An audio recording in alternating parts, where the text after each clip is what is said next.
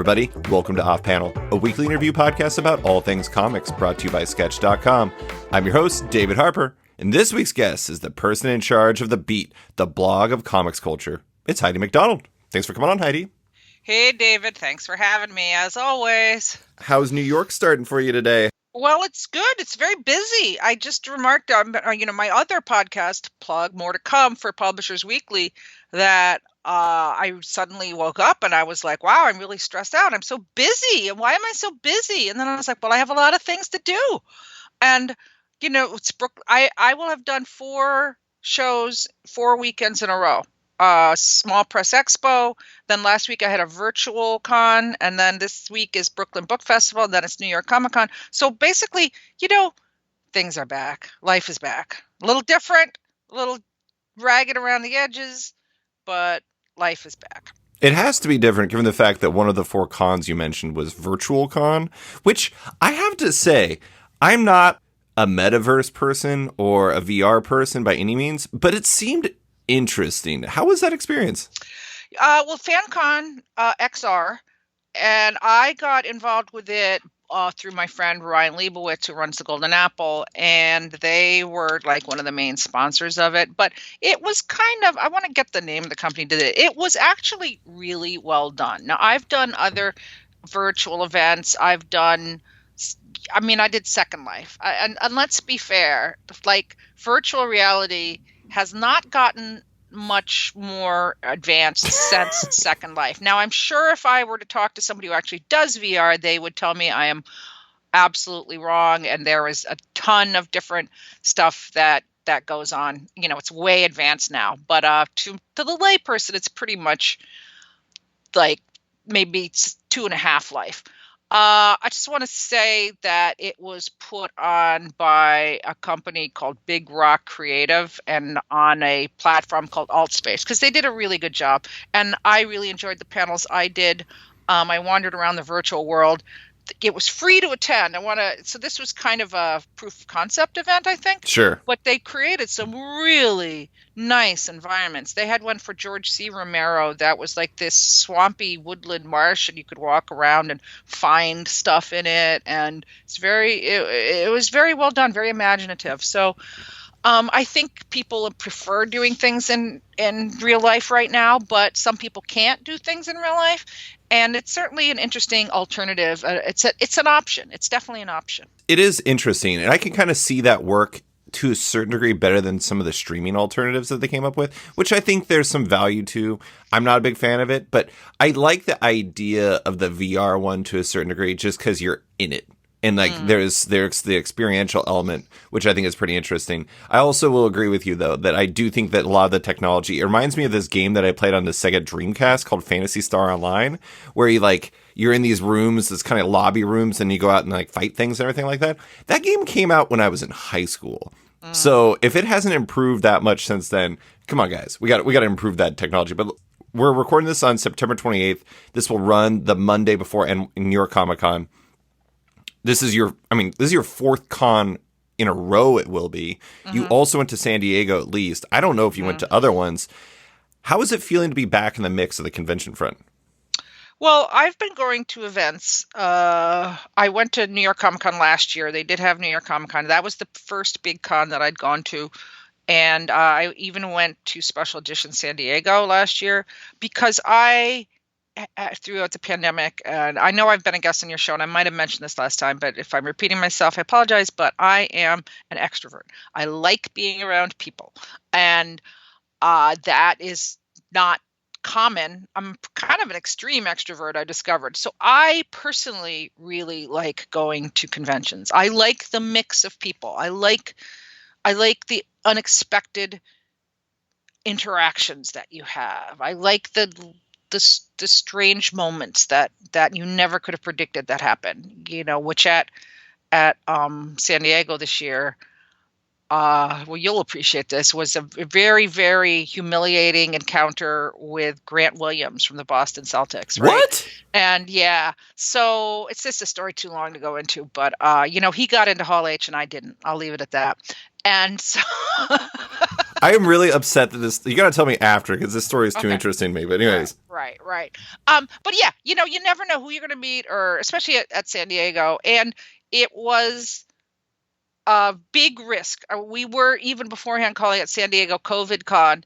And indeed, a lot of people got COVID at San Diego, including one of my roommates. Luckily, they left before they could give it to everyone else. And but I was constantly, half the people that I hung around with, that I hugged unmasked, had COVID after the con, and I did not catch it to my, I didn't test positive. I always say I didn't test positive because tests can be variable, especially home tests. But I had a PCR test, and I was not positive. So, I didn't get it. And we had talked about it beforehand, I guess, to kind of circle to the elephant in the room that you're getting at here. And we had all talked about it. We knew it was very risky. I assumed that I would get COVID at San Diego for the first time. And we all agreed that for our mental health, seeing our friends, having a new experience, leaving the house, and, getting just at a real basic mental health level, having some stimulation outweighed the risks. So I guess for me, that's kind of the bottom line. It's like my mental health is very much dependent on having new experiences and being stimulated and talking to other people and connecting with other people. And so for me, it's worth the risk to me. Yeah, I mean, plus you're like vaxxed and boosted, and like you're masked up when you're inside. Because San Diego, to their credit, was very much on the preventative measures beat before, let's say, others in the industry were feeling that. And it still happened. I mean, that's just the nature of it. It's like a risk reward thing. But at the same time, I am interested in. So you went to San Diego Special Edition. You're going to go to New York after going to the New York last year. We talked about this a little bit before we started recording, but I think this is an important note to make, especially for people who didn't go to cons last year. How did Special Edition last year feel compared to this year's? Like, did this year's feel way more like a real con? Well, Special Edition was held Thanksgiving weekend, and which was such a bold choice, to be honest. And right, it was a bold and probably an unwise choice. It was a choice, and if this was just before Omicron, it was literally the first cases of Omicron were in the United States, and by 2 weeks later, everyone had COVID. Yeah, this was an even bigger spike, and so. I wrote a big. I'm just going to plug. I just wrote a big long blog post about Special Edition, and there was hardly any exhibitors there. There was hardly any pros there, and it was sort of like a throwback con. It was sort of like, oh God, somebody gave me the best metaphor for it. It was sort of like it was sort of like they closed down Disneyland, and you were there with like 5 of your friends, and you just walk around, and it was great. I mean, for me personally, it was an amazing experience. Like me personally, given my history and everything. But it came back for San Diego, and for San Diego, Hall H was back. Marvel was back. A lot of the shows were back. New York Comic Con is very, very much. They have, I think, a better transition is from WonderCon, which I also went to. I do like going to cons. I went to WonderCon in April in Anaheim, and again, I had a great time. But there was hardly any studio presence there, right? And there was more at San Diego, and New York Comic Con isn't going to have the firepower quite that San Diego had, but they have a lot of stuff. I mean, they have like Chainsaw Man, a lot of anime is premiering there. They have a Weird Al panel. Weird Al panel. They have quite a few TV shows. They have Velma and they have Wednesday. So there's it's back. I think media companies want to reach their fans as much as I want to hang out with my friends. Yeah. Well, also, I do think, I don't know, I'd be interested in hearing where you stand on this, but there was the DC Fandom was canceled for the year. And it's because they're focusing on in-person events and everything like that. And to be honest, like, I know that there are many reasons why those things are good and useful. It makes sense to me that wouldn't become the new normal, that we would go back to in-person events, because there is an energy that's around it. There is a certain level of, I don't know, like they would always talk up like the amount of views that those had and all like the organic tweets it had and everything like that. But it always felt to me that when San Diego was going as a streaming event versus like when the Hall H panel was going on for Marvel, for example, that it was just like several levels below of energy and hype. And that's the reason why these companies are doing it, is they want to have that area of effect, organic hype and excitement that spills out everywhere. And next thing you know, their movie that was going to make $300 million makes $350 million.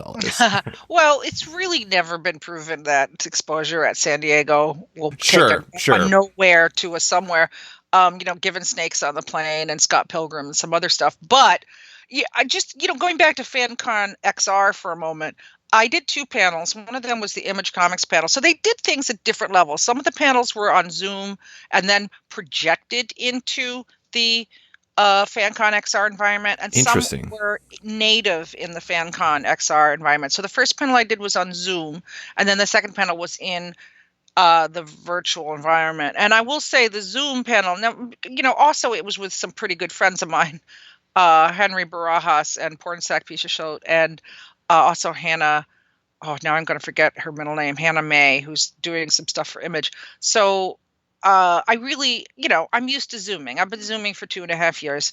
I still have regular Zooms with friend groups, family Zooms. So, I'm used to interacting via Zoom, and it still has an element of intimacy and connection and spontaneity, right? Mm-hmm. That is meaningful. Whereas the XR was fun, but it was, I couldn't even I could turn to see my virtual, we were all like standing on a stage and talking. So it was a different experience, for sure. And it was a good panel, don't get me wrong, but it didn't feel to me as intimate and as, collegial as the Zoom. So, even within the VR world, I think there's different levels. And everyone I talk to says events will continue to be hybrid from here on out. Like, we've learned how to Zoom and we accept it. Okay, so from my perspective, I'm with you. Like, it felt way more like when I went to Emerald City this year versus December, it felt way more normal. Like, it just felt more like a normal con.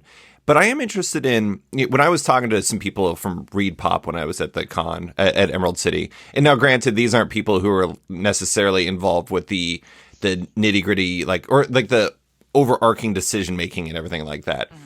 I know that the numbers were down, but they were, I kind of got the impression that things were on the right path back towards normal, mm-hmm. and it was starting to feel like a regular con again. What are you hearing on that side of things? Like, I know that conventions are a big beat for you. Like, do you feel like the return to conventions is going well outside of the sentimental side of things? I do think so. I think one thing about Emerald City that you attended, and it was in August. August is just a bad month for cons. And yeah, it was so much hotter too. Oh my God. Doing it March or December previously and then doing August, it was tough. Yeah. And also, our lives have changed. So many people work virtually. So, they take August, people go away, right. Do personal stuff. They're not going to go to a con, which is what I did. I actually took August off. I went and visited my family for 2 weeks. I've never done that before. So, but yes, to your question, yes, absolutely. People want to do things in person, as you just alluded to. There is absolutely no way that in-person events are not going to come back as big as ever. Eventually, they will be changed. We will have different hygiene. We do have different standards. We do have different protocols now. So things have changed. There will be virtual components. There will be hybrid events. Some people, I think, we're more mindful of those people who prefer, who cannot travel or cannot go. Yeah. There is a lot to be said for making it available to them. I just saw on Twitter this morning, there was arguments over, COVID is over. COVID isn't over. Keep masking. COVID will never be over. Who won the argument? Well, nobody. It's not like... I'm just kidding. Yeah, right.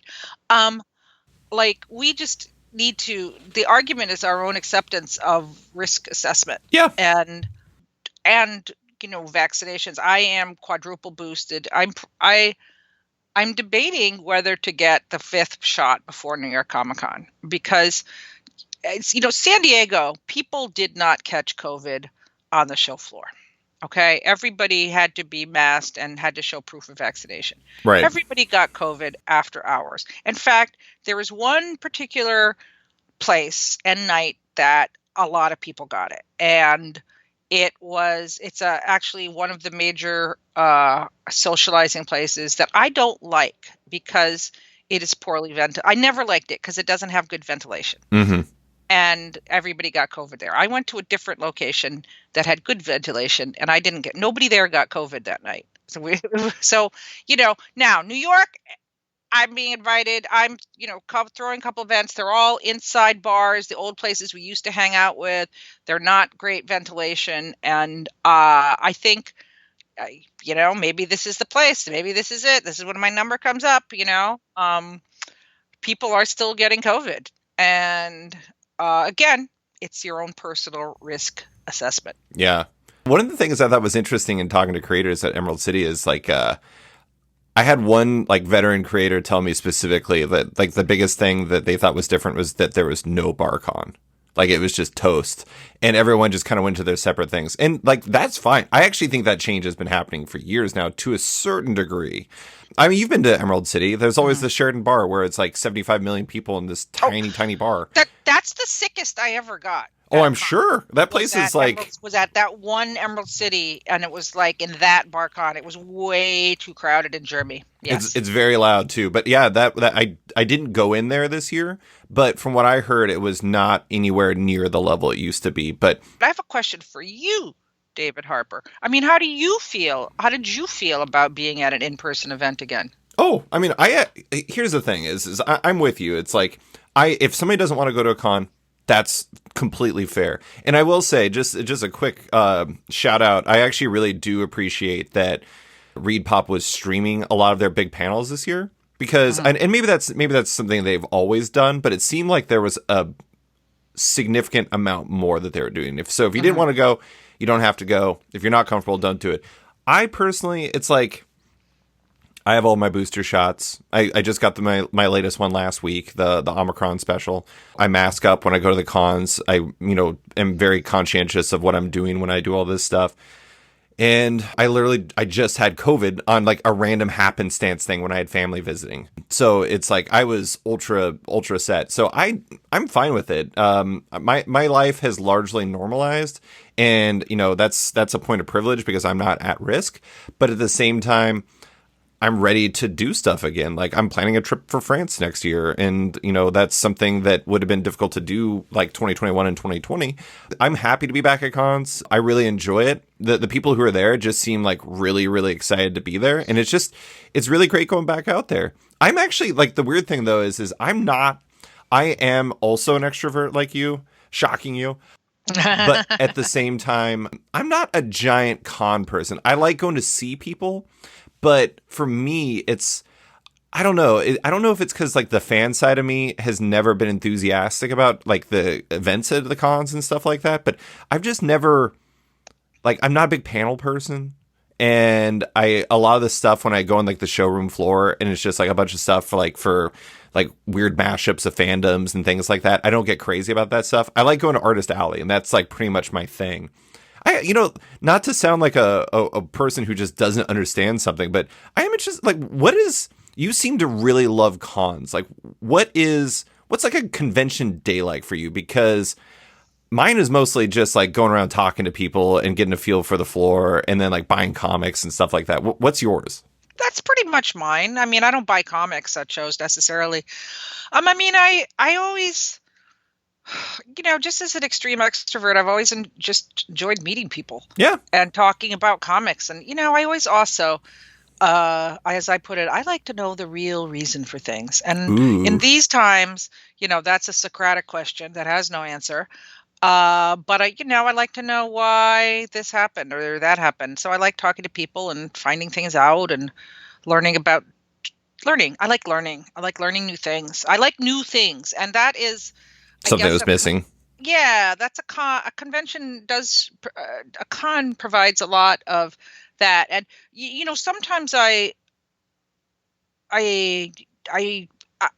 people who go, there is such a strong connection with people with events for so many reasons, and some really are collectors, who want their Funkos and their comics. That buying comics and stuff at a show is really important for a lot of people and gives them a lot of satisfaction and joy in their lives. People love to cosplay. I'll just plug, there's the new documentary out, Cosplay Universe, which I'm in for about 15 seconds, but it talks, it's actually gives a really good idea of cosplay and what goes into it, and the effort and the planning and the joy that cosplayers get from doing this and seeing their peers. And it gives me joy to see people getting joy. Yeah. I mean, that's it. I like seeing people happy. I like seeing people at WonderCon. There's like a fountain, and everybody goes and stands there in their cosplay. It's a really good show for cosplay, and it's like a dance party, and Poison Ivy is dancing with Harley Quinn, and I don't know. I often say that in the before times you were. Well, I mean, this is not before times of COVID, but like it used to be, you threatened to run away and join the circus because that was a transgressive thing to do, where that was, adventurous and full of surprises, was to join the circus, which is really actually was a pretty hard way to make a living, but sure.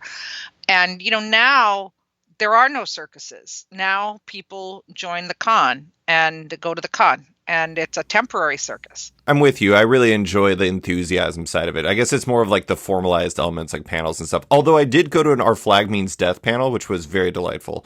And also, like, the fandom for that is like electric. I had no idea. Great. It's a great show. But when I went there, I was like, man, this place is packed. And there was like 5 million people like cosplaying as Blackbeard. This is insane. I like that part of it. I also, the one thing I will say that's like my big wrinkle, I like getting commissions. Like, I have a themed sketchbook. This year I got one from Daniel Warren Johnson, which was like my grails. I got, you would appreciate it. Yeah, man, he would be my number one. Jesus, he's so good. I don't know if I don't think I showed it to you, but it's Beta Ray Bill playing baseball with Stormbreaker, his hammer, as his bat. And not only did Daniel draw that, he drew it in a realistic version of Fenway Park with like the full setup. It is like unbelievable. I was like, wow. Beta Ray Bill baseball, and that's what he gave me, and it's unbelievable. But anyways, yeah, I like cons, and I was ready to go back to them because my favorite thing is I just like going around talking to like creators. Like I was telling you before about meeting Chan Chow and just how much I love their work and everything like that. I think one of the things that I enjoy the most about cons is like you don't know who you're going to come across and what you're going to learn or who you're going to meet and who you're going to enjoy, because you can't plan for that. Like you can plan, I'm going to see Heidi and have breakfast with her or something like that. But you're not going to know who you're going to see as you're going from point A to point B, where you meet somebody you wouldn't have expected, and that changes things. Yes, and going off to a new place and having breakfast with a friend like you and I did at Emerald City last time I went in 2019 was great. I mean, you have to have a successful con day. You really need to have a mix of quiet times with one person and then in the scrum. I remember one time way back when it was only like 30,000 people, I went to Comic-Con and one of my coworkers from Disney Adventures also went, and this is before it was really accepted. Was it Cliff? And no, no, but I ran into her, and she hugged me with like she'd been rescued from the wolves in the forest. I mean, it was just like, she didn't know people there. And I guess, I don't know, she'd had a hard time, she'd had a hard time. And, but she's fine now, now it turned out she was a LARPer, and, her freak flag came out, and she was happy, but it was just so funny. I was like, oh, you've been wandering around the con without, connections this whole time. And, I was off carousing every night. And now, a quick word from our sponsor. It's Bad Idea, and they are back. And this time, I really mean it. It's Bad Idea 2 Part 1, which sounds crazy, but hear me out. This first wave of 7 titles with 15 releases includes fantastic creators like Ramon Villalobos, Tamara Bonvillain, Joshua Dysart, Alberto Ponticelli, and more on superbly titled comics like Escape from Wyoming, a future winner for the best named comic Eisner. Want to read those titles and more? Presumably, at some point? Visit Bad Idea's site and find the Bad Idea store nearest you and make the magic happen. And now, back to the show. I did want to actually ask from a website standpoint, like I saw somebody, it was in a Popverse article, it was a person for Gatecrashers, Dan McMahon, that was talking about the issues that ReedPop had when New York Comic Con's reservation system just crapped the bed. And they were talking about how like it's important for their business to like, you know, for their site and everything to go there and do that. And that's the funny thing is like from a pure, like a quote unquote, even though I hate this word, content standpoint, cons and panels are viewed as important parts of the recipe. And to me, I've never really viewed it like that. Granted, my formula is completely different than most sites. How do you view cons from a website standpoint? Do you find that they're of major value for the beat? Yeah. I mean, you know, San Diego's traditionally what used to be one of our biggest traffic weeks. I always said the Tuesday after Comic-Con was often the biggest day of the year because everybody got home from the con and wanted to see what they missed. Yeah. You know, now there is so much coverage of it that I don't quite see that spike, but it absolutely is a chance to, well, you can break a story and then you get, you know, which we did a few years ago with there was somebody on a panel said something really bad and it went viral and we were the first to report it. So we got, you know, insane traffic from that. And, you know, you can break a story and it can be huge, you know? I mean, it's always that chance. I guess it does bring out kind of the little breaking news, you know, person inside me where like, this is a chance to, you know, crack it wide open and, you know, break the internet. So, you know, which to be honest, we don't often do, but, you know, it's the chance. So yeah, absolutely. And I mean, I think just the credibility, you know, I know we have a bunch of topics to talk about. I would say talking about comics, news, journalism, and websites, that should be its whole hour because that is something that is very, very interesting and changed at the moment. But you know, just what is even the purpose of comic book news sites anymore? I mean, they've always been. Are you having an existential crisis? A little bit because I think that's a really good question of what is their place and how do they function. But that is a topic for a whole different discussion. So. Well, you know what? It doesn't have to be because honestly, like the first thing I was going to bring up was we transition out of cons, which we'll do now, was like what topic you know is of interest to you right now. It seems like that is. So what is interesting to you about that? Is it just because you fundamentally don't understand the purpose in like the social media era or how they work, or what is it?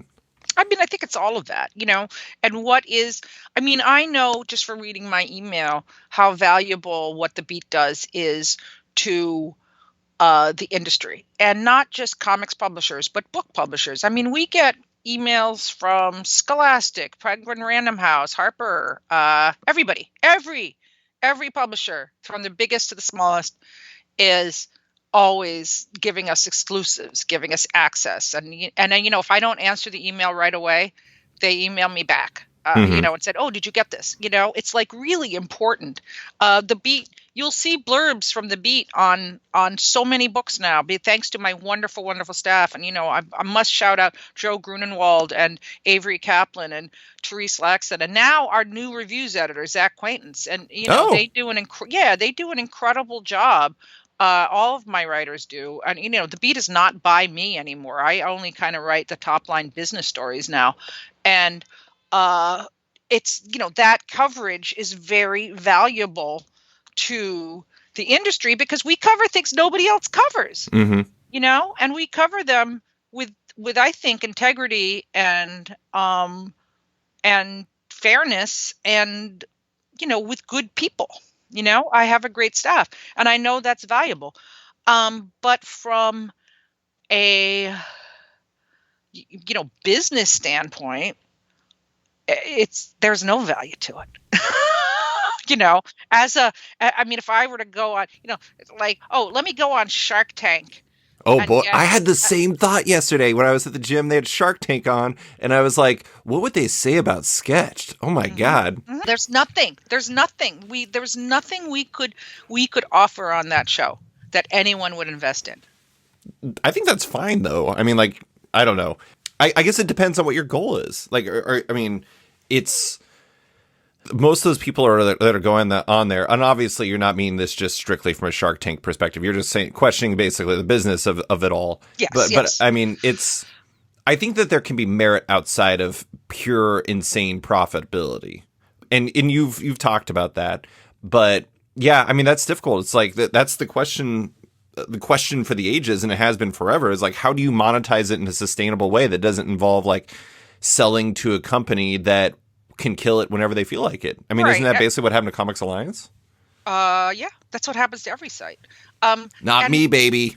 yeah, but David, I I mean, the know. reality is that you finance Sketched, which is one of the most important websites out there that gives information. You cover things nobody else does from an angle that no one else does. From business, I mean, there's only three now, kind of four business sites that cover the business of the comics industry at all, and yours is at the top of the list.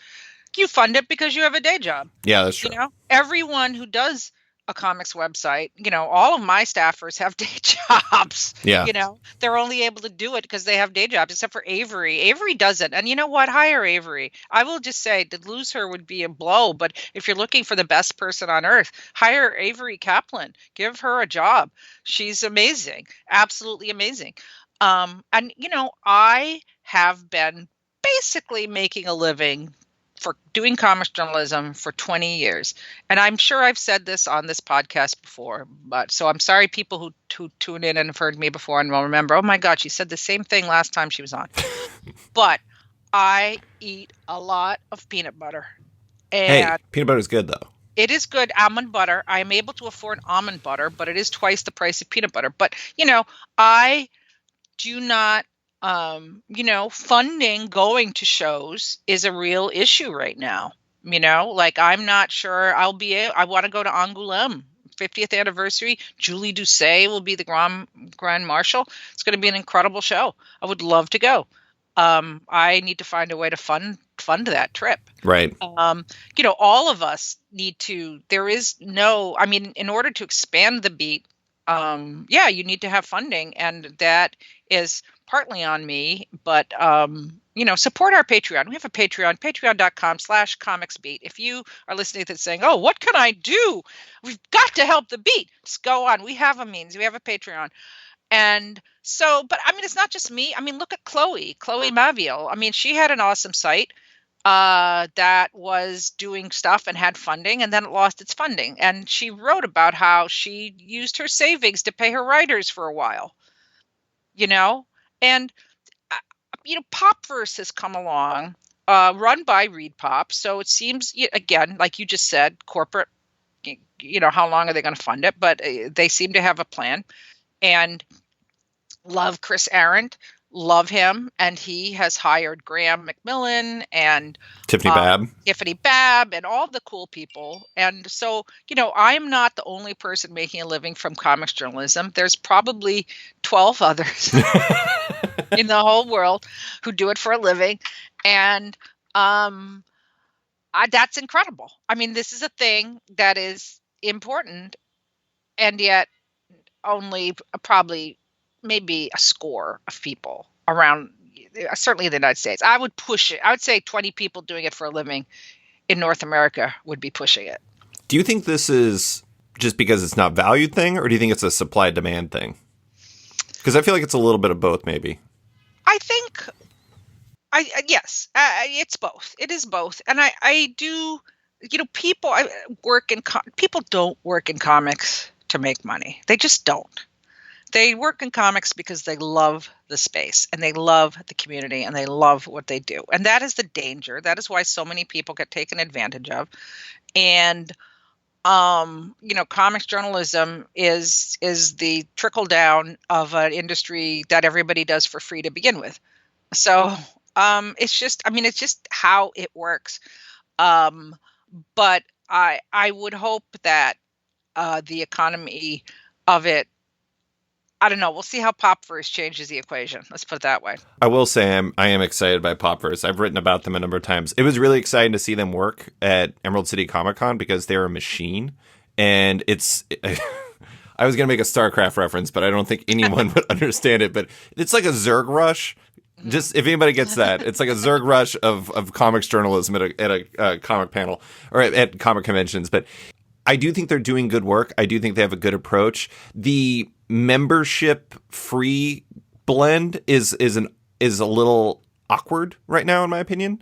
And that's tough. I mean, because I can't tell you how many times where somebody's like, I love this article. I really wish it was open so I could share it with other people because I think it's important for people to read. And I'm like, if I had all of my articles open, I would make no money because banner ads just don't work. And like for my stuff, it's so nichey. It's like one Popverse might be able to because they're covering like Star Wars and all kinds of stuff. I'm like, I don't write about Star Wars. And so it's tricky to find that balance. I don't know if they've figured that out yet. I also don't know if they figured out the content blend yet, but at the same time, it's early. But they have a lot of really talented people. They have a lot of people doing really interesting things. And I think that's really promising. I mean, if we could get more companies that were willing to fund excellent comics journalists long term, that would be the dream because the independent method is very tough. It's a very tough path. Yeah. And, listen, don't get me wrong. I've had some great industry support and I have great sponsors, and I'll shout out. I mean, they were a sponsor for San Diego and they'll be our sponsor for New York Comic Con. Is Mad Cave Studios, and they are making a move. They are coming on, they just bought paper cuts, acquired paper cuts. So they're trying to make a move. And they obviously have some funding. And so I felt when they came in as our sponsor for San Diego, I was impressed. I was impressed because it really helped us out, obviously. But also I thought it gave them, if you're going to buy a sponsorship, that was a really smart way to it was a smart spend, I'm self-aggrandizing here, but the beat is run by everybody in the comics industry. And I know that because when we make a mistake, it's not, the publisher will usually email me and say, hey, I'm angry, Heidi. Why? And so, it definitely it gave them some visibility that they wouldn't have had otherwise. And I thought it was a good move. So, we do get industry support, but it's just, it's never, I don't wake up every morning and be like, oh, this is solved, done and dusted. Let me go write, a long essay about Galadriel in Rings of Power. Well, you do that, but I do that anyway because I have to. But do that all day, every day. You do that because you want to, but I do that because I want to. But it's it's not like it's. I'm sure for everybody, Jamie McKelvey a long time ago, before he became Jamie McKelvey, was when him and Kieran Gillen were just doing comics for Image, which, you can make money at, but there's a real formula to it. He said the, low level money worries that they just, grind away at you every day. It is interesting because I don't know where you stand on this, but I don't think that the current space necessarily lacks in quality for comic sites and comics journalism and everything like that. I think that there's a lot of really high end quality and there's a lot of interesting sites in the middle level. The bigger sites, I think, are, I don't know, some might disagree with this, kind of lost causes to a certain degree from a qualitative standpoint. When you're talking about like the CBRs and the whatever the hell, Games Radar, I guess. But isn't that a sad statement? Yeah. I mean, the fact that I had to qualify Newsarama as Games Radar, or the fact that they're lost causes? That they're really, we don't look to them for insights. Yeah, I mean, it's that's the problem is a part of this is an issue of like the value and the supply demand that I was talking about earlier, but also part of it's just the change of the internet. I mean, it's the way that monetization works online, and that's tough because I mean, I don't think there's more apt comparison between comics and comics journalism in the sense that the biggest struggle we have of creating quality, like there's always a dissonance between creating quality work and monetizing that quality work. And I know a lot of people don't like talking about like the commercial nature of this stuff, but it's like, somebody's got to eat. You got to get those almond butter dollars. And it's like, you're not going to get that if you don't think about that side of things. Right. I'm horrible about it. I gotta give you props. Your seamless plugs have been very impressive. I cannot plug to save my life. I barely even plug my own podcast while I'm doing my podcast. But yeah, it is difficult. But I mean, do you view, like, qualitatively, do you think that there's still, I mean, it's still quality space, or do you think that there's weakness there too? In comics journalism in general? Or yeah. There's a lot of quality. However, if you even go back, one of my great missions, and I'm sure, again, I've mentioned this every time I come on here, but one of my great missions in life has simply been to keep the beat online. Sure. Newsarama lost all of its archives, and with it went a huge swath of comics history. But annoyingly, not its Google links, so you can still access them, but you just get 404 errors. Yes. Well, I would hope someone is actually paying attention to those. So I have been, it's really been one of my missions to keep the beat online at all costs.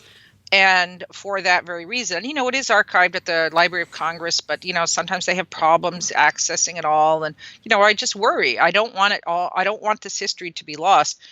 But that said, I mean, I'll go back and I'll look. And, there used to be, when I first started doing this, blogging was all the rage. And there was a lot of really great writers who just blogged about stuff. And there was some incredible writing, like David Brothers and Chris Butcher. I mean, they used to do incredible writing about comics, really valuable stuff. And, Deb Aoki and so many people. And almost all that, David and Chris both went on to work in the industry.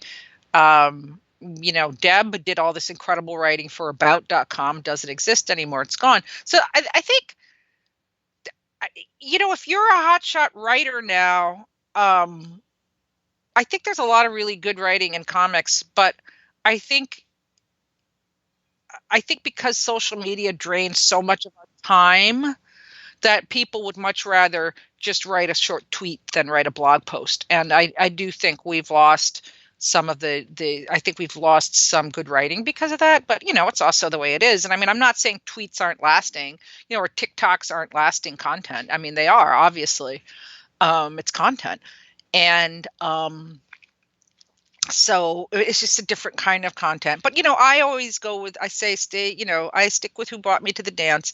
I mean, I have a TikTok and I do TikToks, and I dabble in it, and I have a Twitter account that's pretty. I just got my blue check mark back. That was like congratulations! That was like a 5-year battle, and I'm best at writing essays. I'm best at writing journalism. That's what I do really well, and that's what I stick with. So I'm not going to succeed suddenly switching to doing something I'm not good at. Yeah. Even if that's the thing that's most successful. I've discovered my weakness is video. And by weakness, I mean, I don't know how to do it. I would love to know how to do it, but instead I hire people to do it because I'm just bad at it. But I do, I think that the social media element plays a part in it too, because it's like you could write a article that is read by 10 people, or you could do a tweet that is read by like 1 million people. And it's just the disparity there is significant. Massively significant. So it's like, why would you spend the time on that? And yet so many times a tweet that kicks off a huge Twitter conflagration is a link to a well paid for article. Yep. I'll leave you with that. Draw your own conclusions. I've seen that many times. And now, a quick word from one of off-panel sponsors. Macroverse is a next-generation digital comics platform, and one with an astonishing number of comics, with currently over 50 series from over 100 creators on their app, with a 5-star rating both on Apple and Google's app stores. Download the app and binge all their titles, including the Eisner-nominated Remind from Jason Brubaker, Lisa K. Weber's Hex 11, which has been described as Harry Potter meets Blade Runner, or the new queer supernatural adventure series Husk that launches on November 1st. It's just $4.99 a month to subscribe to Macroverse, with proceeds directly supporting the creators on the platform. Keep an eye on the future of Macroverse 2, as 2022 is going to bring an epic upgrade that offers a new level of digital collectability and more, with early adopters able to sign up for more information at macroverse.com. And now, back to the show. All right, so we're gonna move on from comics journalism. We got to talk about distribution because you're going to the New York Comic Con ICV2's Insider Talks and Happy Hour where I think you're hosting, is it a Kickstarter or the Webtoon one? I'm doing the Kickstarter panel. You're doing the Kickstarter panel, but there will also be the white paper and there will also be a session on distribution, which the funny thing is every one of those had like the panelists laid out and all this stuff like that.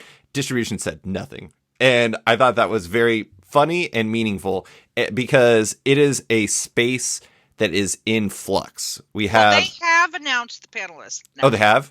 Yes. It'll be Chris Powell from Diamond and Christina Merkler from Lunar. And of course, Milton Greep, who is a pioneer of comics distribution. Capital City.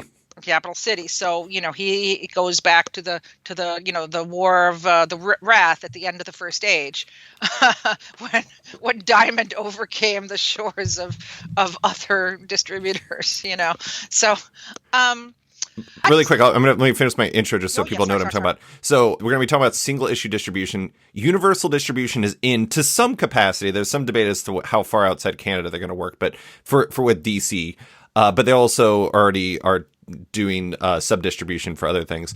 Penguin Random House expanded with Dark Horse recently announcing their move over. Lunar has expanded as well, albeit a little bit more quietly. And Diamond has Steve Geppi making some just bold statements about how losing longtime publishing partners isn't a big deal at all, in not very believable fashion, to be honest. But at the same time, what are you going to do? What is your read on that world right now? Because it is important and weird. So there was a panel at San Diego Comics Pro. There is a retailer breakfast and meeting that takes place every Friday morning at San Diego. And very few journalists go or are allowed to go. I've been going for years. Again, I am the only person who covers retailer meetings in the comic space. I mean, Milton was there. He wrote up a little bit about it. There was a panel where they had polled Comics Pro members about Lunar, PRH, and Diamond and various things like, how do you like their website? How do you like their shipping? How do you like their packaging? How do you like all this? And it was very mixed, It was like, everybody agrees that Lunar does the best packaging. The damages are the least. But people like the fact that, like PRH has, zero cost for shipping. Yeah. They don't charge you for shipping, which is huge. But, they like Diamond's website the best. It had the most information. So it actually was a little bit more competitive in some ways than you'd think. And, it gives people choice. It gives people competition is always better for the consumer, in this case, comic shops. And, Steve Geppi, he's combative. And, I can't really, I'd rather see him fighting than just lay down and die. Don't you agree, David? No, I agree with that. It's just like, losing Dark Horse and then saying basically it's no big deal because they're only 1% is just like that comes across that doesn't say there's a lot of value there to your existing and maintaining publisher partners, in my opinion. Well, there's an event upcoming that I am going to go to, which is the Diamond is having its retailer summit and at the end of October in conjunction with Baltimore Comic Con. Mm-hmm. And I am told that Image Comics, Diamond's biggest vendor, won't be there. So there is, yes, you raise a good point. I'm not sure what's going on there and just what, how people feel. There's a lot of concerns. There's a lot of concerns about Diamond. I hear them all the time. Now, that said, they are not quite as unarmed in all this as you might think because they are a big distributor of toys and games. Yep. And, Universal, which you mentioned, which came in as a Canadian distributor, and they have been distributing toys and games for years, and that's how they got to be a pretty big deal. And they were able to distribute single issues, actually.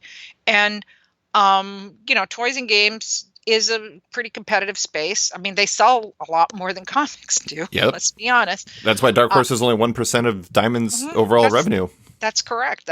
So, Diamond does seem to me to be pivoting to a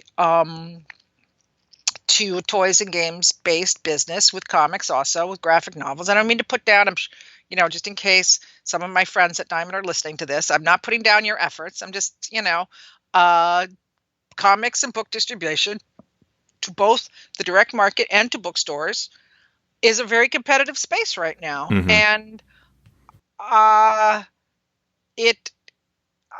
don't know. We're going to find out, and I'll tell you something about the this ICVD conference, which is that I will take some credit because Rob Salkowitz. Have you ever had Rob on No. your podcast? Well, you should. You should have Rob on at some point because he also covers the business side of comics. I didn't mean to forget. But anyway, we both at San Diego were just like, wow, people really need a industry event so we can just get together and schmooze and talk about this, talk about what has happened. And so we worked really hard with Milton to make sure that this could happen. And then I just heard today that the RSVPs are out the wazoo. It's, they're going to have to turn people away. So if you are listening and you are going, get there early. Yeah. The interest in this is huge because we don't know. We have to talk to. This is what you talk about at BarCon. This is what you talk about at industry events. You talk to your colleagues and you hear what's going on with them, and you get a picture. And the industry is very, very hungry for that right now. Well, for most industries, this type of thing is a regular occurrence. Like this type of industry confab where you have people from all facets of the business getting together and talking about like the important things that are structural to the industry and everything like that. That's a normal part of the industry. But for comics, we don't really have a formalized structure. And I think part of that's the nature of the comic industry in the sense that the comic industry isn't really one industry. It's like 5 markets that make an industry. And then on top of that, everyone kind of operates in a collaborative yet competitive sense. And so nobody really wants to work together, but nobody also can do it by themselves. So it's very complicated. I will say the only thing besides Weird Al panel, because I'm weirdly fascinated by that, the only thing I really, really wish I was going to be at New York Comic Con for is that Insider Talks. I really wish I was going to be there. Yes. That's what I want to hear. That's what I want to hear. I really, really wish I was going. I'm really, I'm not going to reveal confidences, but I will say there were some moments of doubt among some of us. And of interest? Yes. And we carried on. And that is, I think it's going to be a very successful event. So. Yeah. But I do, getting back to distribution, I mean, you mentioned Image. Diamond's big dominoes to fall are Boom and Image. And I'm not trying to say that they're leaving by any means, but it is difficult to imagine them sticking around exclusively for much longer because that's an important wrinkle to mention. A lot of the publishers that went over to Lunar have went over in a non-exclusive way. So they're working with both Diamond and with Lunar. And that is an interesting wrinkle because to me, it's like going from the exclusive nature with Diamond to the exclusive nature of Penguin Random House makes sense for Penguin Random House, but I don't know, like the non-exclusive thing makes sense to me because then it's dealer's choice. Then it's like, shops can order from the one that they prefer. Some prefer Lunar, some prefer Diamond, some prefer Penguin Random House, as you noted, and each has their own strengths. And that's what I think makes this really interesting is a lot of it is kind of like, actually just a lot of the industry stuff right now is like, I don't want to say tenuous, but it feels like it's about to tip over into something else. And I don't know what that looks like, but I suspect we'll find out in the next while. Yeah, well, we've just gone through a period that was the best possible thing for the comics industry. Yeah. A captive audience that was hungry to read. And, bookstores did phenomenally well during pandemic lockdowns. And I think the reason why I feel so tenuous now is that we have to adjust to this world where we're not going to hit those numbers. We're just not going to hit the numbers that we did during the pandemic, and you see in Publishers Weekly reports all the time that book sales are down, but they're down from a super high.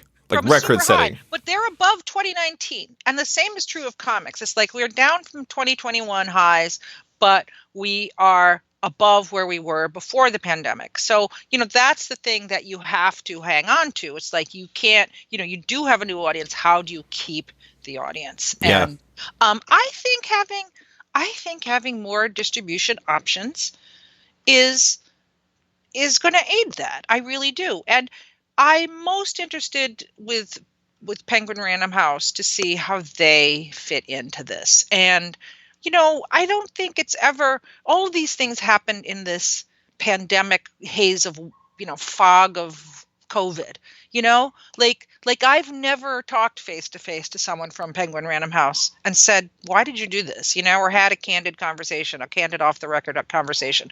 I've made some assumptions, Calvin and I and Kate, we talk about this all the time on More to Come.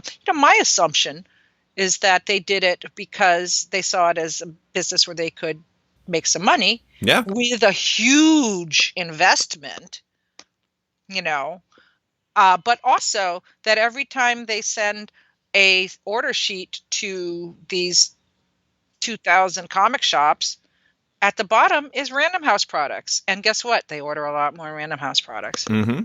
Well, and also they do the book market stuff too. If they can convert more shops to ordering trades and graphic novels from them in that regard too, there are several levels where they benefit from this from. I mean, honestly, like there was not a lot of skepticism, but some skepticism about like why Penguin Random House was doing it and how committed they are to all of it. It's just their business. Like the more channels they have and the more they like kind of take, as John Jackson Miller noted, but when in June 2023, this should result in Penguin Random House being the number one distributor in the direct market. The more industries that they have some level of, I don't want to say control of, but dominant pie chart ownership. This is the worst phrasing ever. I'm going with it anyways. Once they have that, like the better off it is for their business. I mean, it's not complicated, and it's most of the investment stuff is up front. Once they hashed out their box situation, which was dicey at first, but from what I understand is doing a lot better. Still occasionally not so great, but dicey at first. The better off, the more it becomes pure profit, and that makes sense to me. I mean, Lunar makes sense to me. It's just, and you know what? And Diamond, like, if Diamond really can just make their little, their amount of money off of like the publishers that they have going, still good for them. I mean, like the more distribution, I think. I don't want to say the better because I know that has complications in terms of point of sale systems and like how much work it brings to retailer lives, but I do think that options are not always the worst thing in the world. Mm-hmm. Yeah. And I mean, listen, I run the column by Brian Hibbs. He has a lot of problems with all of this. Okay. I will say he's in the minority, as you yourself wrote, you wrote a really interesting kind of response to some of Brian. And I have a new column from Brian that I have to put up as soon as I get off this podcast. Is it why David Harper is the devil? No. Listen, I love Brian. He's a very good friend of mine. We disagree about some business stuff, but we're still friends. Isn't that amazing? But most retailers are rolling with it. Yeah. And you have to.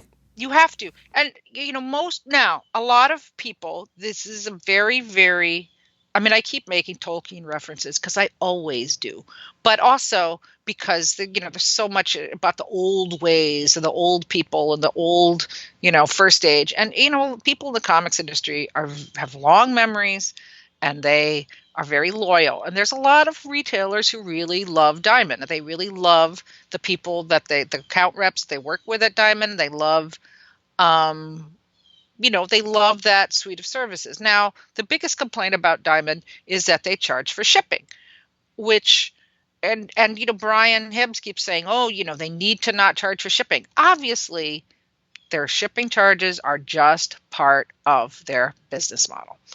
And distribution of anything it's a game of margins, right? It's not, you don't go into it to make gigantic dollars. You go into it to take your cut of a giant pipeline. And so, Diamond this is how they do business. This is how they've done it. And I think for Diamond to switch, I haven't seen their numbers, but I'm just guessing for them to switch to not charging, shipping, and they also charge for reorders. Now that's really bad, and that's why a lot of people went over to PRH on graphic novels already. But I think these things are pretty integral to their business model, and they have some very loyal customers who are going to stick with them, and pay the extra charge because they really like Diamond. Yeah. And they've been doing it that way for years. Sometimes you just don't want to change. But okay, we're going to move on from distribution into something that's related to it. Your favorite topic in the world. You may know what I'm talking about. You probably don't. While we have no sales charts to give industry-wide insight into how single issues are doing, I don't know where you're at on this, but in my conversations with shops and publishers, and I wrote about this yesterday, I wrote about attrition and how it's accelerating. There are some very wacky things happening with attrition and how books are dropping after number 1 to 2 to 3 to 4. And they're kind of seemingly plummeting faster than ever, especially from publishers outside the 4 at the top in DC, Marvel, Boom, and Image. And I mean, to be honest, like, it kind of makes sense. That's what, like, there's been a lot of players entering the market in the past 5 or 6 years. And with like a banner 2020 and 2021 for the format happening the last 2 years, there's going to be drop off. But at the same time, it seems like more than that to me. That ties into a question I got from a patron. Scott Hazelwood asked, I keep hearing that single issue comics are quote unquote endangered. Just how endangered do we think they are? And what does the industry look like in 5 to 10 years if single issues become an insignificant or irrelevant part of the market? Comics will survive. There's no question. They can survive lack of periodicals. They just do other things. And, the vocal comics are dying crowd, they just crack me up because they're just like, this is why, manga took over and manga and webtoons took over. And it's like, yeah, they took over because readers are reading them, you jerkwad. I mean, it's like if readers want to read manga, what does that say? They want to read, put them in a white room with a copy of Chainsaw Man and a copy of, whatever. But a periodical comic, number 23. Which are they going to read? Chainsaw Man. Yeah. I mean, it's simple. It's simple. Okay. So, now that said, are they endangered? Well, their supremacy is not only endangered. I think it's completely. It's done. It's done. Yeah. It is a niche product at this point, and I see no problem with that. I see no problem with that from a creative standpoint. Okay. Now, obviously, serialization is alive and well on the web in the form of things like Webtoon and Tapas. I mean, people have no problem with serializing comics. They just doing it for $5 to $6 of content that you read in 10 minutes is maybe not the format that people want. Now, I think there will always be a hobbyist. I think there will always be a hobbyist audience for periodical comics. And I think the format is, the record LP went away, but it's come back as kind of a hobby product, right? Mm-hmm. I mean, radio drama died, but guess what? It's actually bigger than ever. They podcast. Yep. So, serialized comic. Let's break this down. Serialized comics are a format that a lot of people love and read. Okay. Serialized periodical comic books, sometimes called the floppy or the pamphlet, is an increasingly niche product. Okay. And I personally do think some of it has to do with content. I think there's just so much competition now that reading this 32-page periodical is just not, it's not the satisfying chunk. It's the other theory, the name that I've used my whole career just to explain, when you pay your money, you want to be satisfied. You want to be satisfied that you got a chunk of entertainment that was worth the money that you paid. I can pay $5 and I get Peacock I get to watch all the WWE monthly pay-per-views. There's one every month for that $5. Okay. It used to be I'd have to pay $50 just to watch WrestleMania. And I never did. I only paid for it once or twice. Right. And so obviously $5 for Peacock is a pretty good investment from my standpoint. And yet their numbers are not that great. Right. Now, people are saying $17 for Netflix is too much. There's all this question about about the cost of each streaming platform and whether it's enough or how many people think they're getting their money's worth and everything. So, it really is. You could just be paying $7 a month for one thing, which is, HBO Max or Disney Plus, or, it might be $10, and you still might think that's too much money, right? So paying $5 for one Batman comic is a real investment. Is a real investment out of love. Yeah, it's all about where your passion lies. Right. Now, I kind of think that it is tied in a little bit to the convention question. I just feel like one of the reasons people love comics is that they are able to have such great access to the creators, and not just the lower sellers, the highest superstars. There's no superstar of periodical comics that isn't available at cons, except, well, he doesn't write. I was going to say Alan Moore, but he doesn't write comics anymore. Right. But Frank Miller's got his own imprint now. He's going out and does panels all the time. You can see Frank Miller, get his autograph if you want. So I do think the return of live events kind of creates more excitement about this ecosystem. I don't know. What do you think? I wrote about this yesterday, and basically my main points were, like, I think part of the reason why the single issues, the attrition problem is happening and that the format is struggling a bit right now is partially economic uncertainty.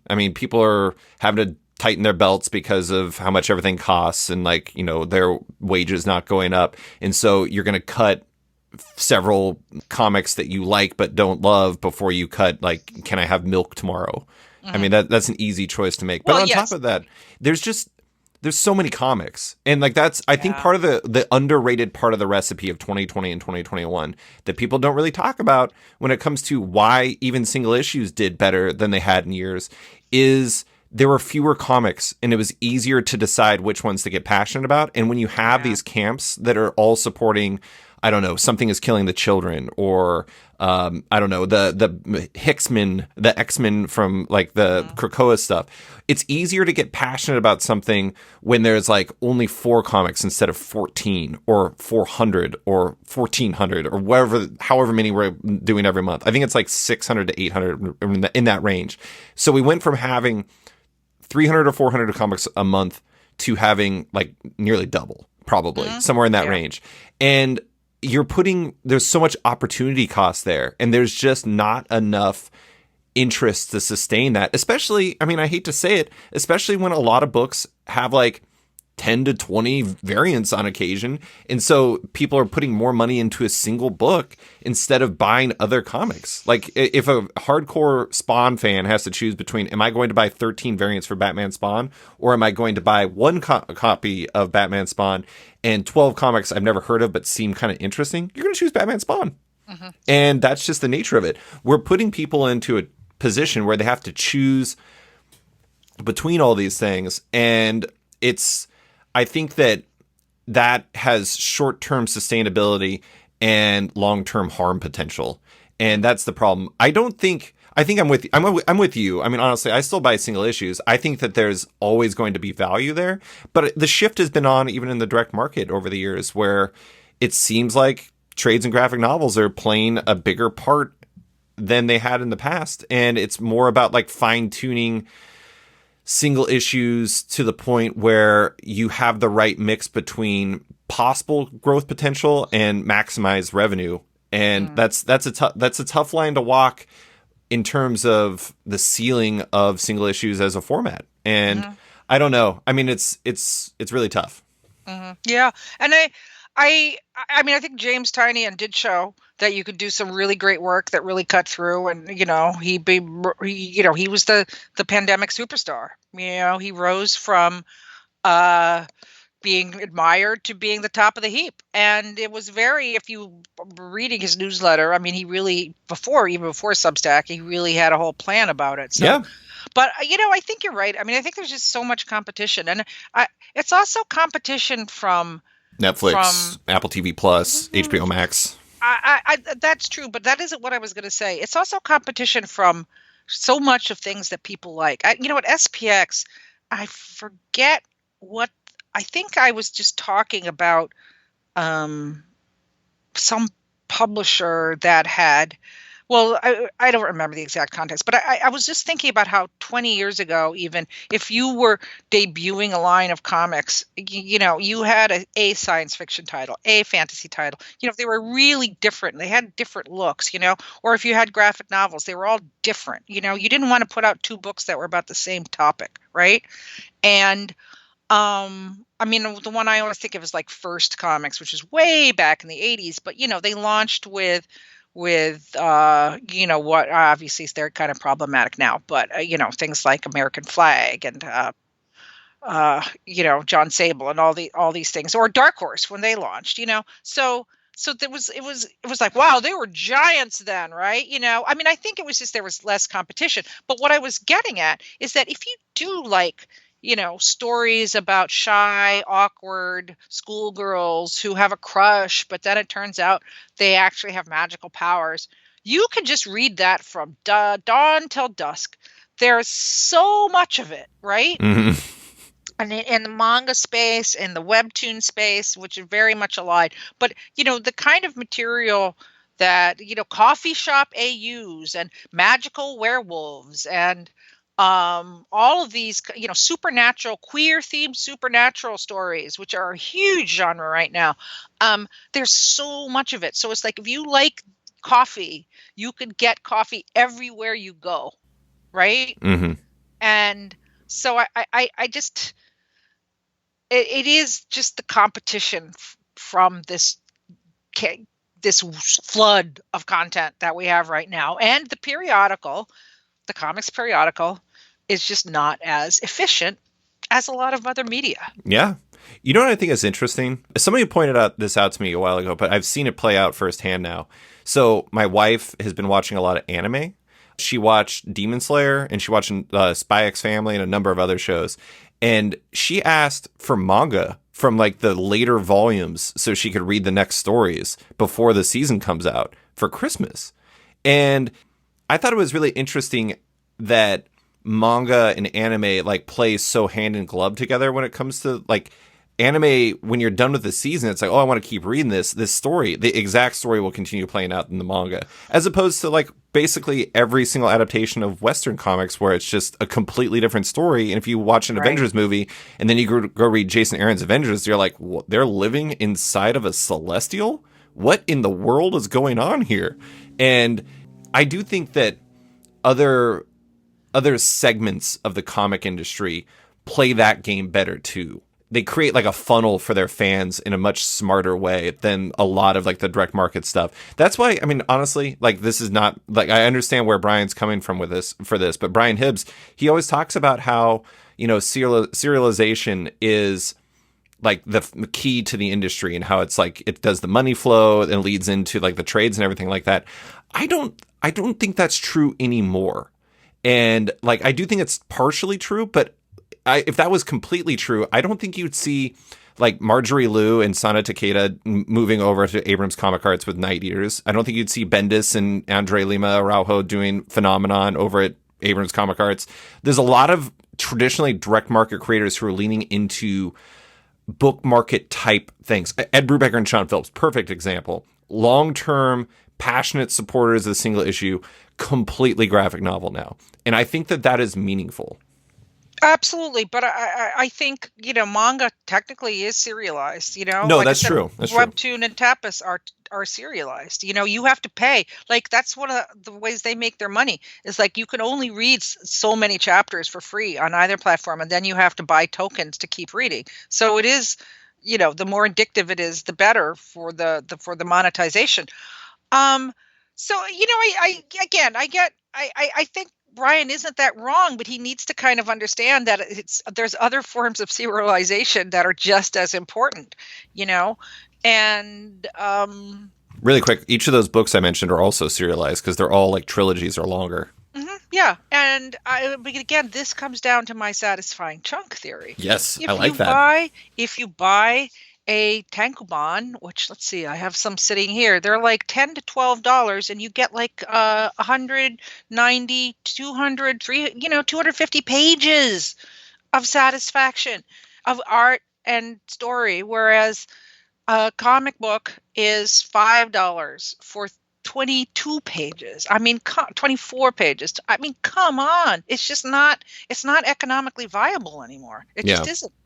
One thing that's really interesting in the prism of this, of all of this, the distribution, not single issues, but just kind of like the way the marketplace is changing, everything like that, is we had another publisher launch Kickstarter this week. We had Boom launch the Giant Days for the Giant Days library editions. And that's after Vault did it. Boom's done it several times. Oni's done it, et cetera, et cetera. And every time this comes up, it's like we have the discussion as whether or not publishers should do it. And of course, it was relitigated yesterday. That's a thing that's going to happen. But I do think it's interesting to think about in the prism of this, because it seems to me that publishers view the Kickstarter market and like the hardcore market, at least in part, separately from the regular markets. And I think that's partially a reality of what we're dealing with too, is the fact that there are kind of segmented markets when it comes to comics in a way that didn't used to exist. Yeah, definitely. But I mean, I think it's that's a healthy thing. Having different segments of the market is absolutely very healthy. And there's, people who are not interested at all in getting a big signed hardcover of something that Boom puts out, and yet they buy lots of tokens on Tapas. Yeah. And I mean, we've just, comics is a chronically underfunded industry. And if you have a source of funding, take advantage of it. I mean, I had one publisher at SPX tell me he would never, it's just a small publisher who just quit publishing. And he's like, oh, I would never do crowdfunding. And it's like, okay, and you're not publishing anymore. It's like, I respect them immensely, but it's also like if you have a source to connect, it's all about connecting with your audience. Right. I mean, everybody used the true fan model for a long time, right? Like if you had 1,000 true fans, you could make a living at this. And guess what? Crowdfunding is a way to truly connect with your true fans. And fans seem to love it. They seem to love that level of connection where they get special perks and benefits, and they get to choose. And I mean, there's a lot more. Over the last pandemic era, there's two crucial business decisions that have had huge ramifications. The first was Diamond shutting down for, what was it, 6 weeks? Something like that, yeah. Yeah, back in the pandemic. And that is what led to this distribution, kerfuffle. Although people have been talking about it for a long time, absolutely hastened the move to PRH and, creation of Lunar, and the other one, that Midtowns, that actually didn't last. But anyway, that was a huge... God, what the hell was that? Sorry, Yeah, I don't want to derail us. No, but I mean, that's... UCS, it's a good that's story it. that somebody should be paid to write. UCS, that was it. Yes. Also, the second was Kickstarter's decision to announce that they were thinking of going to the blockchain, something they haven't done, by the way. I mean, all they did was say they were thinking about it, which was at the time a pretty obvious ploy to their stockholders. And of course, it created an endless kerfuffle. And now we have Crowdfunder and Zoop, and Spike has her own platform, and all these people have their own crowdfunding platforms directly because of that announcement. And there's more options than ever for crowdfunding, and we'll see if they last, or they see if if there is a need for them. But it became a very competitive space all of a sudden, just because of a blunder. I personally believe the reason why Kickstarter hasn't rolled it out is because they still don't know what they meant by it. Absolutely. It is so confusing. It was just a thing they said. Yeah, it was like an indicator to investors, like, we're in the blockchain. We don't know what that means, but please spend money. It was very weird. I will say, you mentioned spending money for a signed version. I did that recently, not on a Kickstarter, though. I got the Drawn and Quarterly signed bookplate edition of Ducks, and I was very happy about it because Kate Beaton rules, and Ducks is amazing. Wow. I have no reason to bring that up. I just want to say that Ducks is one of the best comics of the year, and everyone should read it. Well, absolutely. She's doing a talk tonight as we record this for Brooklyn book festival, and I'm debating whether to go to it because it's all the way out in Brooklyn. But then I'm like, oh my God, it's the only public appearance she's going to do here for like, probably 10 years. So I guess I should go. Yeah, Kate Beaton, best of Yeah. the best of the best. But okay, I have a lot of other topics I could bring up, but we've been going We for are a running bit. short on time. I know. So. I'm skipping through a bunch of them. I have to bring up one that you specifically said you wanted to talk about, which shocked me. I'm not gonna lie, Heidi, you shocked me when I asked you what would you like to talk about, and you said AI art. What puts that at the top of your list of subjects you want to talk about? I just feel, and you say you read a whole lot of articles about it, which I haven't done. Um, I just feel like anytime a free tool is given to people, they're going to take that tool and they're going to run with it. Mhm. And this is why to me NFTs seemed like a real phony baloney thing, because it wasn't a tool that I could just sit down and do on my own. Mm-hmm. By design. It was designed to be complicated and designed to take up lots of energy and, energy farms in Romania. And so, to me, it was everybody, oh, this is technology available to everyone. It's like, no, it's not. Yeah. It's extremely obscure, and everybody who's drinking this Kool-Aid is happy. And guess what? Where are they now, Moses? Where is your Messiah now, Moses? World. Yes, all of these companies, well, they have other models, don't they? But, I know, they do. Yeah. But also, I mean, I've heard there's a lot of contraction in this NFT space. And, I used to have people just who were emailing me and DMing me constantly about their, Heidi, don't you want to get some? Don't you want to get some? I haven't heard from them in a long time. Mm-hmm. So make your own. But this AI stuff, I mean, obviously it's run by companies who want to profit from it, but, it's free. It's available to everybody. And at SPX, I saw the first all AI designed art comic called Abolition of Man.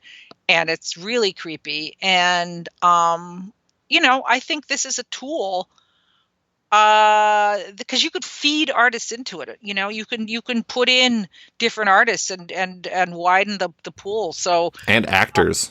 And actors and all sorts of stuff. And, this just ties deeply into the whole deep fake world we live in. So I don't know. I'm just like on the horizon. Let's see where it goes. Yeah, it is interesting. There is a part of me that recognizes that it could result in interesting work. It also could result in a lot of like work that is done to profit off of others that requires zero creativity and requires like 5 minutes of loading into like an app. Mm-hmm. Like I told you before, I'm going to read this quote that was from this Gizmodo article I read, which is from Emad Mostake, head of Stability AI and creator of the this is a quote, new yet popular Stable Diffusion image generator, has shrugged off concerns these systems will hurt real artists. In an interview with BBC, he compared his tool to Microsoft Excel, which, his quote, didn't put accountants out of work. That is a mysteriously ridiculous quote. Yes. It makes no sense. That is like apples and like submarines in comparison. But I don't know. I mean, it's interesting because did you read that there was a graphic novel that was made with AI that was, or at least partially made with AI that was copyrighted? It was the first copyright that was done with AI art. I saw something about that, but wasn't it also written by AI also? I think he wrote it and I think he arranged it, and the visuals were created, but it was like the difference maker. And there's some debate as to whether or not the person was totally truthful in their copyright request. And now people are like, is this going to stay copyrighted? So it's such an odd space. I will say the big difference, and you're right, the big difference with this between that and NFTs is the fact that anybody can do it. So people were throwing stuff into that. What was that thing where people were just like, this is what Homer Simpson would look like if drawn by like Dave Gibbons or something like that. Right. And it was like you could instantly churn out that. People, the common person was engaging with that in a way that was easy to embrace. I didn't do it. I just saw it everywhere. But it became prevalent enough that it seemed like there was some level of acceptance to it. I find the whole thing to be really sketchy. It kind of reminds me of, I was just reading about there was, I think the Beat had an article about this. It was about like this Simpsons art that was emulating Yeah. the Sergeant Pepper cover, and it was Right. another artist emulated that and then made a bunch of money off of it. Right. And Right. like Right. Yeah. there's like a bit of a like next level technology Roy Lichtenstein element to this that is deeply disconcerting, but Yeah. I don't know. Yeah, well, I mean, I'm not saying it's positive, No, okay? no, I'm but it's a not thing. saying that, oh, this is great, wonderful, art for all. No, I'm just saying like this is yet another dilution of the Right. pool, and but it's a technology that everybody has access to in and now it's where people just do it for fun as a pastime, So it could just be the little trend. AI stories have been around for a long time. Obviously, we don't let AIs tell our stories. We still prefer humans to do it. So, I believe we'll still prefer real artists to make art because they're just, they have things that AI does not have Yeah. yet. It's not chess. It's not chess. It's a different thing. It's not chess or accounting. It's a different thing. So, but it's who knows? I just given the way the world is going, I'm sure we'll see this AI generated art explode in unforeseen and horrible ways over the So next exciting. So months. exciting. Yes, yes. I personally think that we're going to see a lot of companies that want to develop things for IP reasons use it because it's a very short path to doing that, but that's also super gross. But what are you going to do? I can't control it. So last topic I want to bring up. This is the bigger topic. It's a general one. I feel like, despite the pandemic, or perhaps more accurately because of the pandemic, the past couple of years have been exemplary from a business standpoint. I don't feel like that. That's truth. That's just a thing that's happened. Yeah. Like 2021 was, you look at the ICV2 Comic-Con report, and one of those bars in the chart were not like the others, and it was 2021, and it was over 2.1 billion, I think it was, Yeah. for the comic industry. It does not feel like that anymore. It feels. Do you watch House of Dragons? Yes, of course. Hot D. Yes. I have not watched this most recent episode, but when I was watching the wedding that was going on in the previous episode, I just had like overwhelming feelings that things are going to go badly. And I'm not saying that this is like Red Wedding level of bad, but there's a chaos energy to that wedding, and there's a chaos energy to the comic industry right now. I don't know where things are headed. It feels a lot more bizarrely, it feels more tenuous to me than it did at the beginning of the pandemic. And I might be the only one who would say that, but what is your read on things like right now? Do you feel like we're in a transitional phase, so things are still getting figured out? Are things normalizing after a high? Or is there a significant cause for concern in your eyes? I think there's a significant cause for concern because we're in a worldwide economic crisis. Yep. And, the world right now is very unstable. There's the war in Ukraine. There's fascism taking over in Europe. There's, like the stock market is having problems. So yeah, we're in a worldwide economic crisis. And now, traditionally, cheap forms of entertainment do well during the recessions, which it looks like we're headed for. Now, a recession is going to be very, very serious for all of us, especially, businesses that are non-essential and very marginal, which is what comics are, really.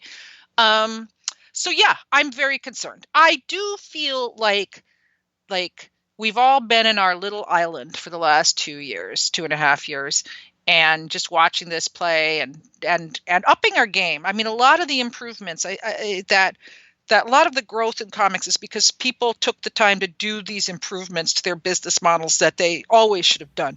Mm-hmm. Right? Like retailers started websites. I mean, that's just the most obvious thing. Started doing web sales, and it, is a driver for them.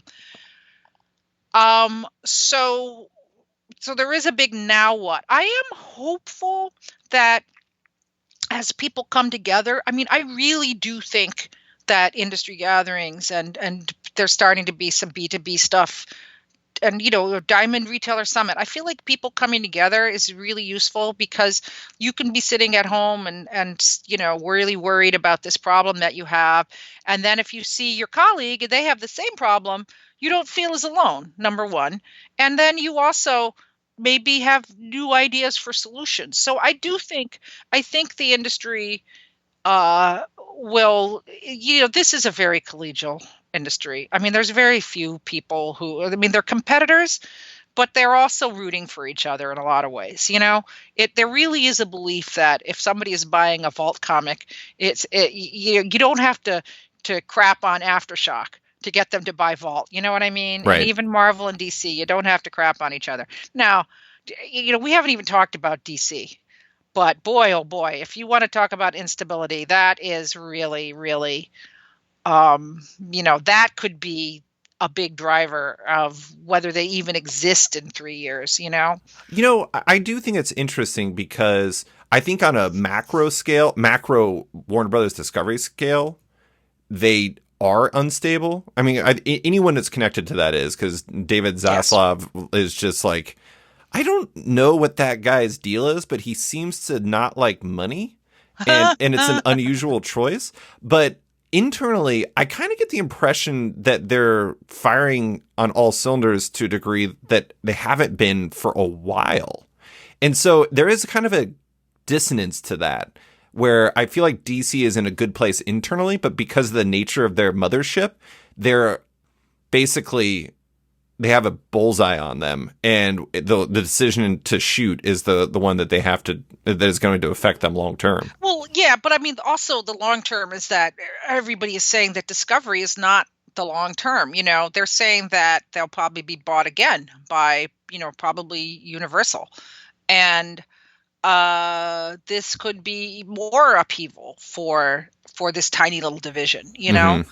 And so, I mean, I agree that internally DC is a really bunch of very dedicated, Marie Javins is amazing. I mean, she really has led this company through some really bad times. And, if you had met Marie, the free-spirited world traveler who, hanging out with Daniel Johnson, and said, great editor, but said, this is the woman who will lead DC through its darkest times, you wouldn't have had that necessarily on your bingo card. And yet here she is. She's really been incredible. So against all odds. So, yeah, we are absolutely, everybody keeps saying, oh, my God, everything has changed. Everything has changed. Yes. And guess what? The next 3 years, we're going to see more change. Yep. I think things are going to keep on changing. I have to tell you really quick, though, my only time I ever met Marie was at New York Comic Con in 2018. I was walking around with Andy Schmidt in New York Comic Con, and we walked by Brian Stelfreeze's table, and Brian is not there, but Maria is sitting there, and Brian apparently went to go get a drink or go to the bathroom or something like that, and asked Marie, would you mind just watching my table? This is the current editor-in-chief of DC, and Marie was like, yeah, sure, I can do that. And just like watch the table, because that's just kind of how Marie is. And like, that was the only time I met her. She was incredibly nice. And I don't know. I kind of get the impression that like everyone would like, I don't know. I don't want to say fall on their sword for her, but being led by Marie seems meaningful to people. Yes, it does. Yes, absolutely. And that's a big part of why DC is even viable right now. There could have been some other people who might have been more divisive. So yeah, it's but we'll see. More to come, as we like to say.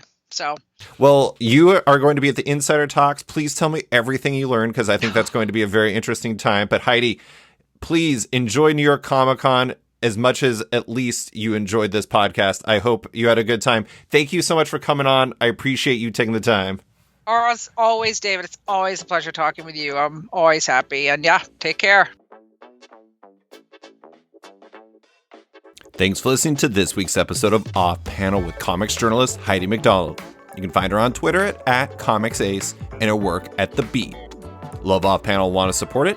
Subscribe to the podcast on Apple Podcasts today and give the show a rating or review while you're at it, but 5 stars only. You can also support the show by backing it on Patreon. Find the show on Patreon at patreon.com/offpanel. And when you back it on there, you get early access to each week's podcast, as well as weekly content and more.